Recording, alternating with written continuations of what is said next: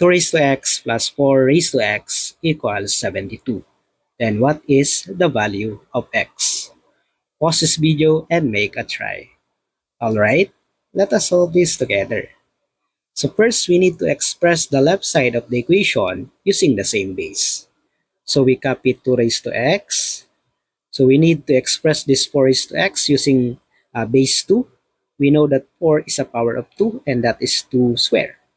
2 square raised to x equals 72.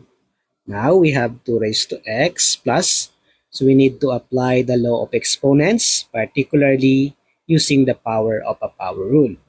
So power of a power rule means we multiply the exponents. So this becomes 2 raised to 2 times x equals 72. So we can see that this exponential equation is of resemblance of a quadratic equation. Okay? So we can let t be equal to 2 raised to x. So here, 2 raised to x is always positive, right? Regardless of the value of x, whether it is positive, negative, or even 0, 2 raised to x is always greater than 0.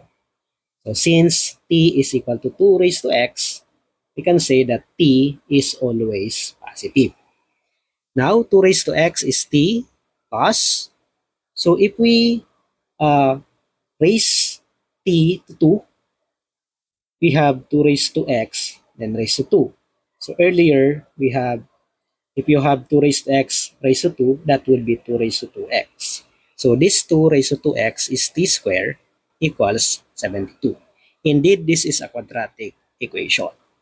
Now, we need to equate this to 0. We have t squared plus t minus 72. So we transpose 72 to the left, so that becomes negative. Then equate to 0. So is this factorable? So we need to think of two numbers whose product is negative 72 and at the same time, their sum is positive 1. So the two numbers has a product of negative, hence the two numbers are of opposite signs.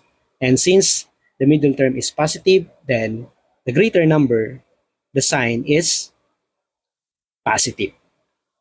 And those numbers are 9 and 8, right? So t plus 9 and t minus 8. So 9 times negative 8, that is negative 72. 9 plus negative 8, that is positive 1. So the two factors are t plus 9 and t minus 8. Applying the zero product property, t plus 9 can be equal to 0 or t minus 8 can be equal to 0 or both. So solving for t is equal to negative 9 and t is equal to 8. But we set t be greater than 0. We know that t must be greater than 0. So this is extraneous. Okay, so we discard that solution for t.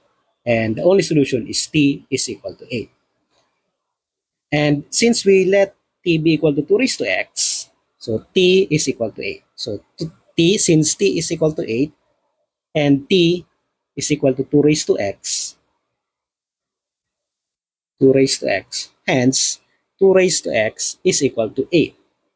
So this is an exponential equation, 2 raised to x. We know that 8 is a power of 2, and that is 2 cubed, right? 2 times 2 times 2, that is 8.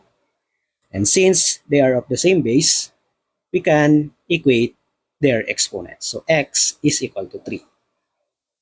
So x is equal to 3. So let us go back to the original equation.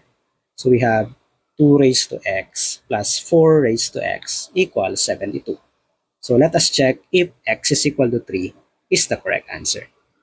So we have 2 raised to 3 plus 4 raised to 3 equals 72. Now 2 raised to 3 is 2 times 2 times 2, 8. So 4 cubed is 4 times 4 times 4, 16 times 4, 64. And clearly, this is really equal to 72. So our answer is correct.